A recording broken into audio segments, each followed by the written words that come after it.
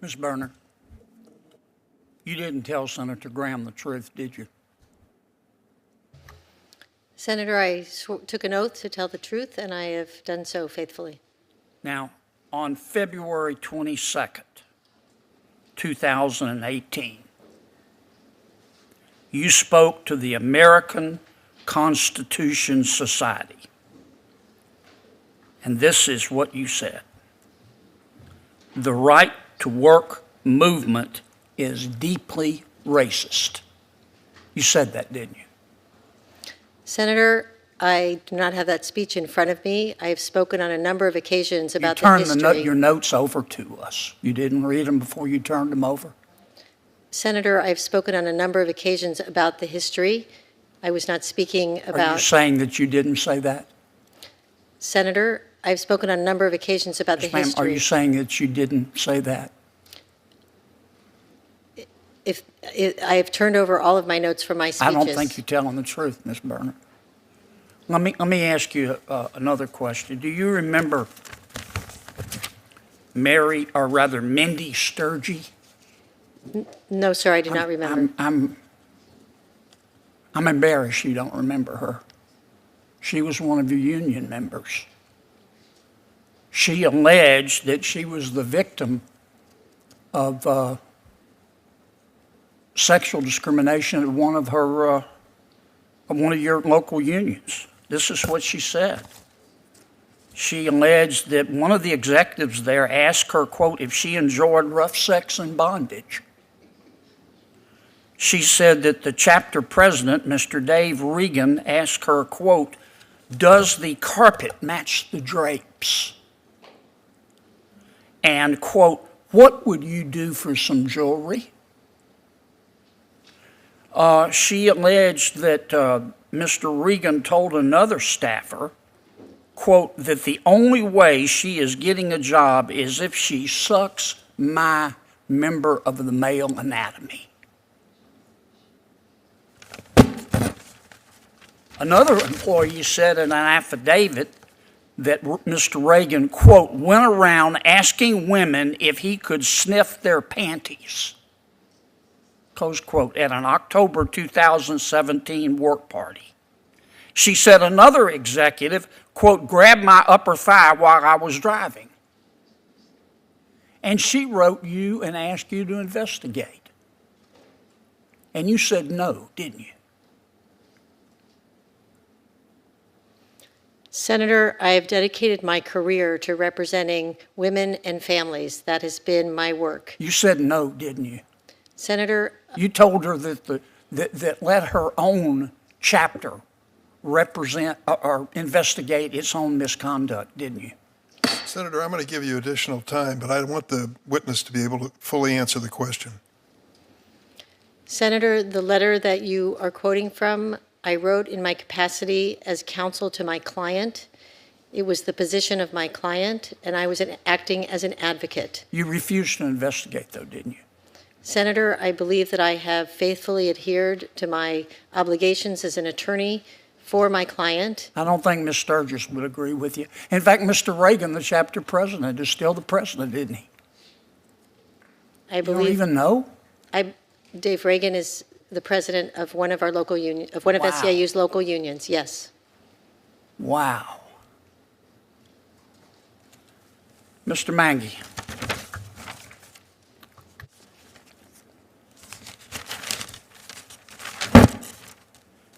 I just want to be sure I understand your testimony, sir. And congratulations, by the way. Thank you. From 2019 to 2023, you were a board member of the Center for Security, Race, and Rights at Rutgers Law School. Is that right? I was a member of an advisory board, Senator. Right. Most boards advise, don't they? Well, Senator, boards of directors govern an institution. Advisory boards do not have a governance role. They merely provide counsel. Do you know of any boards that don't offer advice? Well, they're different in their legal function. Okay. Y'all held an event on the 20th anniversary of the 9/11 terrorist attack on America. You held an event on the 20th anniversary attack, 9/11 attack on America. And you invited as speakers. Your first speaker was Dr. Sami Al-Arian. He was convicted of conspiring to provide material support, convicted in a court, to the Palestinian Islamic Jihad. And the Islamic Jihad participated in the October 7th massacre and mass rape. Your second speaker was Dr. Rahab Abdulhadi, who has organized panels for the Popular Front for the Liberation of Palestine. One terrorist, Leila Khalad. Ms. Khalad hijacked planes. You invited her as a speaker, or her mentor as a speaker. The third speaker you invited, Mr. Hatim Bazilian, was the co-founder of Students for Justice in Palestine and has publicly called for an intifada in the United States.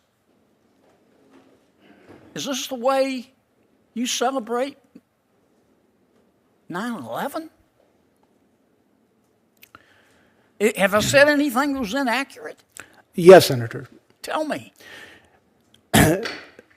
Senator, my involvement with the center at Rutgers Law School, which is a preeminent law school in the state of New I Jersey, can tell. is on an advisory board that, when my role was limited to providing advice on academic areas of research, primarily through a meeting held once a year. With regard to the event that you are describing, I've never heard of that event prior to today. It was never presented to the advisory board that I was part of. I know nothing about it. I know nothing about the speakers. I've never heard of any of those people. How So- can you sit on an organization that would invite these terrorists, convicted terrorists, Counselor? Senator, it is an advisory... You didn't resign. Senator, I never heard of that event until today. It is an advisory board where my role... So you just had an epiphany today? Senator, your time has expired. Senator Cruz? Thank you, Mr. Chairman. Mr. Mangi, last week, the American people were horrified to watch the testimony of the presidents of Harvard, MIT, and Penn, where all three of them failed to speak clearly denouncing anti-Semitism. All three of them had difficulty, in fact, refused to say that calls for genocide of the Jewish people constitute harassment at their policies. One of those three presidents has since resigned. I think the other two are likely to resign and should resign. I will say, when I look at your record, I am troubled by a number of things, but I am perhaps most troubled by the fact that you served as an advisory board member for the Center for Security, Race, and Rights at Rutgers Law School from 2019 to 2023. And sadly, I think that center embraces the same extremism and myopia that we saw on display from the presidents of Harvard, MIT, and Penn. While you were a board member, on May 29th, 2021, Professor Sahar Aziz, who's the director of the center on which you served as an advisory board member, signed a letter which was posted on the center's website, which read, quote, "A ceasefire does not end the colonial conditions of the structural violence and inequality that Palestinians live under." It goes on to say, quote, "The Palestinian rights to freedom, security in their homes, to return, self-determination, and to be free of violent occupation are well established under international law.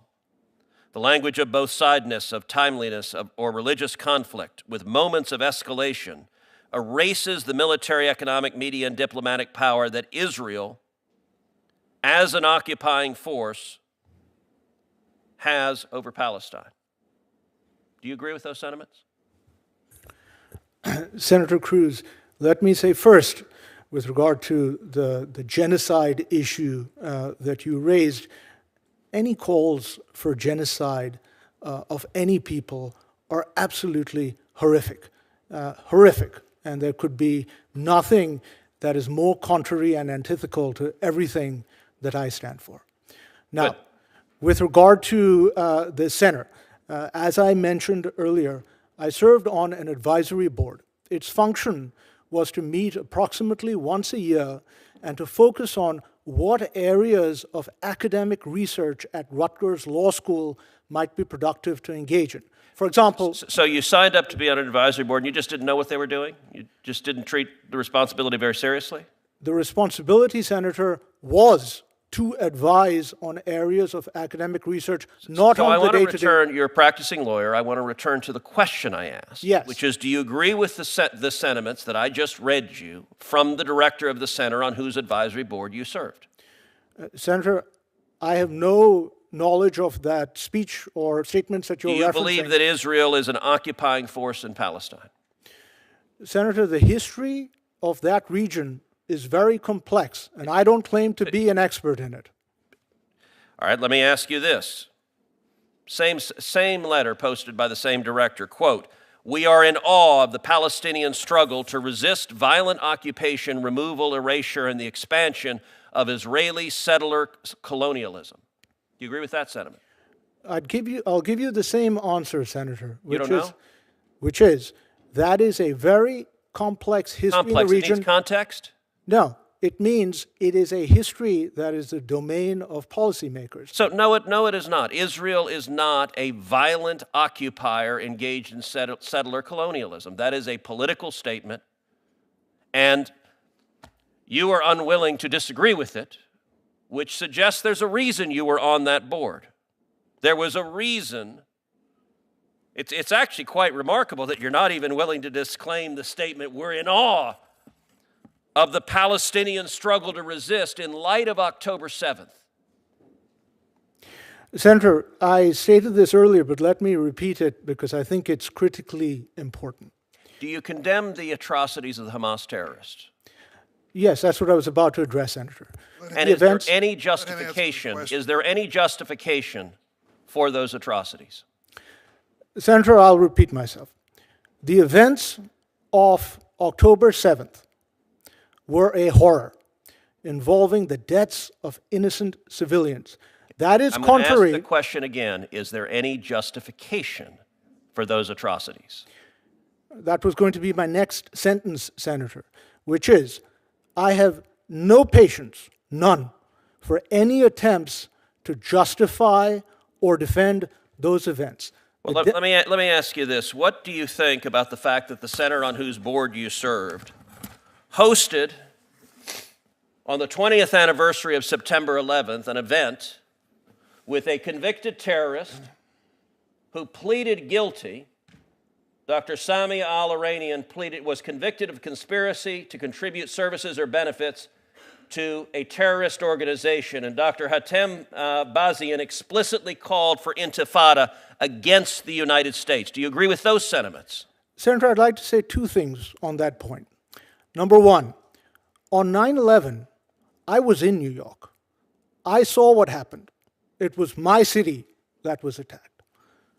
Number two, I've never heard of this event prior to today. It was never brought to the advisory board, which meant once a year to talk about academic issues. Are you willing to denounce the center on whose board you served inviting a convicted terrorist, a supporter of Palestinian Islamic Jihad? By the way, Palestinian Islamic Jihad participated in the October 7th atrocities. Are you willing to condemn their inviting a supporter of their to attack America and to support the reasons for the September 11th attacks?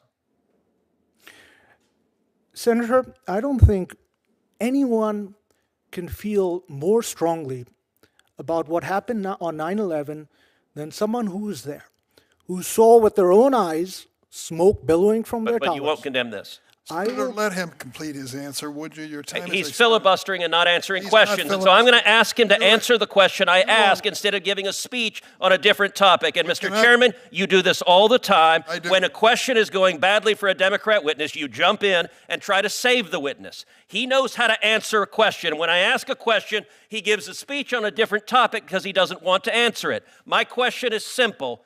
Do you condemn this event that was celebrating Palestinian Islamic Jihad? Yes or no? You should not bully the witnesses nor try to bully members of the committee. Asking a question is not bullying. Complete your answer, please. Thank you, Chair Durbin. I'll answer your question very directly, Senator Cruz. I will condemn without equivocation, any terrorism, any terrorist, or any act of terrorism, or any defense of any act of terrorism. I don't know. This event? I don't know anything about this event or who these people are. I've never heard of any of them. If someone on there is a terrorist, I condemn them. Senator Hawley? Thank you, Mr. Chairman. Congratulations to the nominees. Thanks for being here. Mr. Monge, if I could just start with you, I just want to make sure I understood your answers to my colleagues, including Senator Cruz.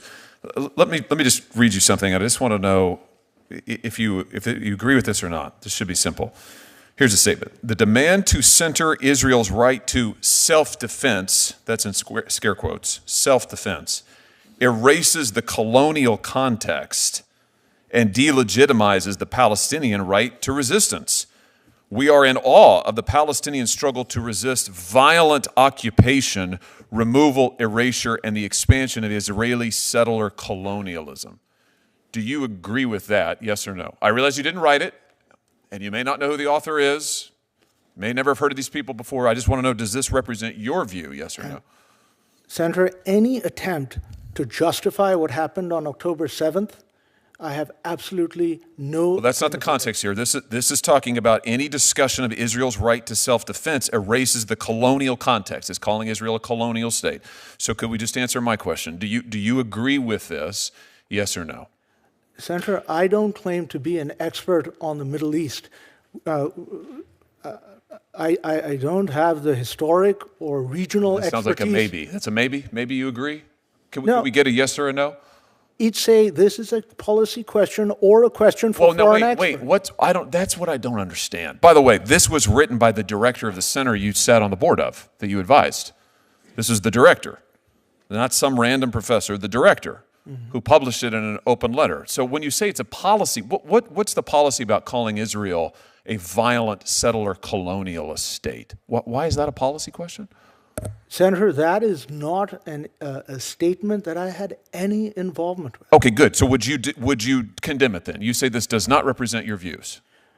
Senator, I have no basis as a judicial nominee to cast views on the Middle East or what does or does not happen there. You're not answering my question. I'm asking you whether this individual who said that Israel was a violent settler colonial state, I'm just trying to get you to say, do you agree with that or not? And I've asked you now 4 different times, 4 different ways. You're not answering me. Why is that? Why can't you just say, no, I don't agree with this? Let's try again. Yeah. Do you agree with this statement, yes or no? Senator, in order to agree or disagree with any statement, I need to have a sufficient factual background to assess it. So in other words, you can't say whether or not Israel is a violent colonial state. You think that's a difficult question? Oh, God. That is not an issue with which I have any expertise. Is the Holocaust also a difficult question? Does that need context? No. Is that a policy question? I am quite happy to address the Holocaust, Senator. Why aren't you happy to address this then?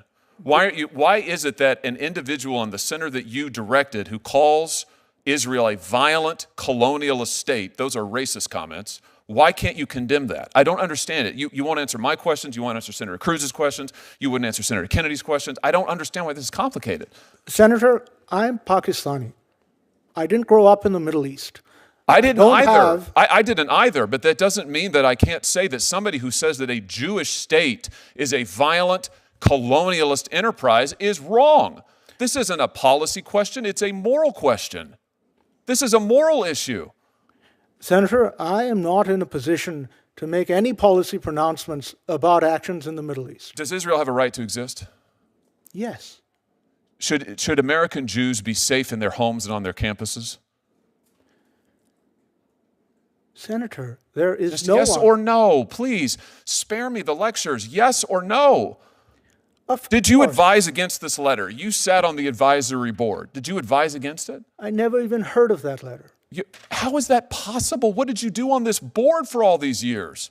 This was years before you left it. It's an advisory board that met once a year to talk about academic research. Do you not think it's relevant to the setting in the academy that Jewish students might feel unsafe when they have a tenured professor who's the director of a center saying that Israel is a violent colonialist state? Do you think that may not have an effect on the educational environment? Senator, I abhor, But you didn't care to look into it? may I respond? But I've heard your answers, and they're all move over here, look over here. You're not answering any of my questions.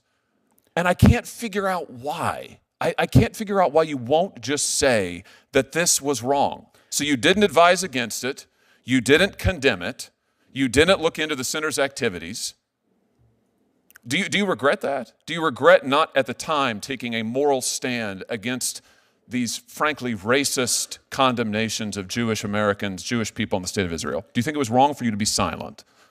Senator, I didn't know anything about Why it. didn't you? Didn't you have a moral obligation to know about a center that you sat on the board of for years, whose director was calling Jewish people colonialist, violent settlers? Do you not have a moral obligation to know and say something? That is not the function of an academic advisory board, but I abhor. But it any is the function of anti-Semitism. a responsible jurist and a responsible citizen.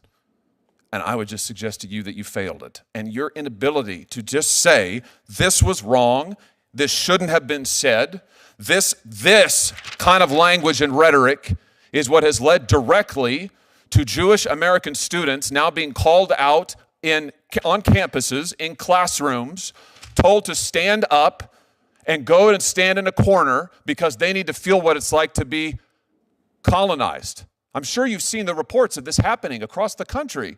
This is happening now. Senator, your time's expired. Senator Graham? Thank you, Mr. Chairman, and congratulations to both of you. Ms. Berner, is that right? Got your name right there? Good. Yes, sir. I understand you're a general counsel for SEIU, one of the largest unions in the country. I understand representing interests that I have made disagreement with is not disqualifying by any means, and advocating positions I may disagree with falls in that category as far as I'm concerned. In terms of things you have advocated for, have you advocated for collective bargaining rights for prisoners? Senator, I have not. Okay. Have you advocated that 40% of all large corporate boards be designated for worker representatives? Senator, I have not come across that issue. So the positions that I'm talking about, you're not aware of? Senator, the Service Employees International Union represents 2 million working Americans in every state in the country. The union takes positions on a broad range of issues. I've served as counsel to the union and represented the union. Are you familiar with a working group at Harvard called Clean Slate for Working Power, Building a Just Economy and Democracy? Yes, I am, Senator. Were you part of that group? I was invited to participate in several meetings of that group, Are yes. you familiar with the product that they created? I am, Senator. Are you familiar that they advocated labor rights for prisoners? I know that that report is quite voluminous, and Well, I mean, it's a simple question. That's one of the, do you understand they recommended 40% of the corporate board seats be controlled by workers? Senator, I participated in several meetings of that group. I did not. That doesn't jump out at you? Okay. Have you ever said something to the effect that, excuse me, at its core, the right to work movement is deeply racist? Senator, I believe that in a number of speeches that I gave in my capacity as general counsel of SEIU, I spoke about. I mean, did you say that? Senator, I believe I spoke about the historic. No, that's not. I'm asking, did you say at its core the right to work movement is deeply racist? Because my state is a right to work state. You're going to be on the Fourth Circuit. I spoke about the historic roots of the Can right you to tell me work. yes or no that you said this? I mean, you either said it or you didn't. The speech that you were referencing was a Never speech. mind. Mr. Manji, are you familiar with the Center for Security, Race, and Rights at Rutgers Law School? I am, Senator. Okay, were you on that board? I was on an advisory From board. 19, yeah, advisory board from 2019 to 2023. Yes, sir. Are you familiar with a symposium on the 20 years since 9/11, whose narrative, the exceptionalism of 9/11, is a panel talking about 9/11 20 years later? I'm not familiar with that, Senator, no. Okay, you don't know anything about it?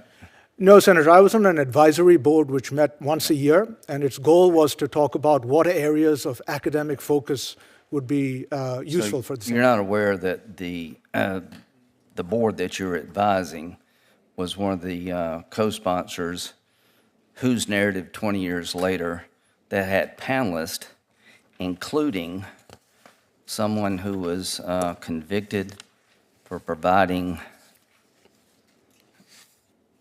support to Islamic Jihad. Senator, I've never heard of that event. I don't know anything about it. This was not a board of directors. This was an No, advisory board. I'm just trying to figure out the board you're advising. They had 3 people. One was convicted, conspiring to support Islamic Jihad, a terrorist group. The other supports a group that featured the Popular Front for the Liberation of Palestine, and Leila Khalid was the speaker. The other panelist, Mr. Bazine, was the co-founder of Students for Justice in Palestine, who has publicly called for an intifada in the United States. You don't know anything about this? Senator, I don't know any of those people. I don't know anything about that event. Does it seem like this is representative of the positions of the institute we're talking about? Are you shocked to find out they would do this? Now I want to introduce into the record the panelist. Senator, this... Would you, I don't want to belabor it, would you condemn this symposium and the people that were on it? Senator, I have... Also, a Jewish member of the New Jersey delegation, what's his name? Josh Kutheimer was very upset. And he said it was, and the Anti-Defamation League condemned the whole symposium. Would you condemn it? Senator, I don't know any of these people or that event. I certainly and unequivocally Okay. would condemn any terrorism or any people associated with it. Thank you. I'd like to introduce this in the record. Thank you very much. Ms. Berner, I'd like to start with you, if that's okay. In March of 2020, would have been just before the COVID pandemic, changed all sorts of things that year. You spoke at Rutgers at an event on economic justice. As part of your speech, you criticized the Republicans on this committee, comparing us to union busters. You stated as follows, and I quote, "Despite the fact that multiple women credibly accused Kavanaugh of having sexually assaulted them, Senate Republicans allowed only one woman to come forward to testify. They ignored or belittled the other accusers. The fact that Dr. Ford was only one person allowed Republicans to pretend the situation was he said, she said. And these techniques were taken directly from the playbook of anti-union employers during union organizing campaigns. Now, I assume that you would have thought it would be more fair to the parties to have a panel of any person inclined to throw accusations at then Judge, now Justice Kavanaugh. Is that correct? Is that what you were saying? Senator, good morning. Thank you for your question. When I made that speech, I was speaking at Rutgers University in my capacity as General Counsel of the Service Employees International Union. Right, but it was you speaking, right? Yes, sir. Yeah. So in response to my question, is that what you're saying? It would have been more fair to just put anybody up there willing to throw accusations at him? Senator, I believe it falls to the members of this committee to decide and determine how judicial confirmation hearings take place. What I can tell you is that I believe Justice Kavanaugh, as every other justice of the Supreme Court, was legitimately confirmed. And were I to be so fortunate as to be confirmed, I would follow his opinions and the opinions of every justice. Okay. I do take issue with your suggestion that we ignored or belittled anyone. I sit on this committee. I sat on this committee then. We went to great lengths to make sure that, that we heard accusations. Now, would you consider a person's involvement in a system of covered up sexual harassment something that should be disclosed in a nominations hearing? Senator, the system for disclosure is quite lengthy. I know my colleague and I participated in lengthy reviews of our records and background investigations, and I trust the members of this committee to determine the appropriate process for review of nominees. Now, your actions dealing with an SEIU sexual harassment scandal were outlined in an expose published by the Payday Report, a pro-labor website, in 2019. Whether or not you believe numerous women who accused the SEIU executives of sexual harassment, do you think it would have been important for you to disclose to this committee your involvement in that scandal? Senator, I was general counsel. I was counsel to the Service Employees International Union at the time of the events that you are referencing. And as a lawyer for my client, I zealously advocated for my client in those matters as in every other matter. Sure. Now, one of the women who was alleging to have been the victim of misconduct, sexual misconduct by several of the men in leadership roles, in roles of significant authority within SEIU, including her SEIE UHW division director, who wrote a letter to which she responded. Now, in that letter, she begged you to come to a sworn deposition where she would be testifying. She would be providing sworn testimony about the alleged assaults against her by SEIU directors and executives so that you could reach your own conclusion as to whether there were problems within the union. Now, you responded, declining to attend or even investigate the matter, writing as follows, quote, "Because each local SEIU employs its own staff and sets its own personnel policies and protocols, the International Union does not have a direct role in investigating allegations or concerns that may arise in local unions regarding personnel matters." You also encouraged her to continue engaging with local staff. Primarily, what that meant was continuing to engage with the person she was accusing, with the guy she had accused of victimizing her. So why didn't you disclose your involvement in this issue, including and especially that part? I mean, that's not a realistic option, is it? To tell the victim, go talk to the person who's messing with you, who's harassing you, who's breaking the law. You didn't disclose that to the committee, did you? Senator, I faithfully complied with all of the requests asked of me and required of me of disclosures. In my 25 years of practice of law, I have handled hundreds of matters, and I have done so zealously, as has been my professional obligation as an advocate. And I understand that sitting before you today, I am seeking a position as a neutral, and I would take the transition to that new position seriously and faithfully, and any position that I had taken in the past on behalf of a client would not influence any decision that I would make were I so fortunate as to be confirmed. Dave Regan, who's still the president of that union, and still a vice president, he was one of the men most often accused, and he was allowed to use the union members' dues to defend himself. You think that was an appropriate use of the members' dues? Senator, I am not counsel to the local union that you are referring to, and I'm not familiar with the facts that you referenced. I see my time's expired. Thank you, Mr. Chairman.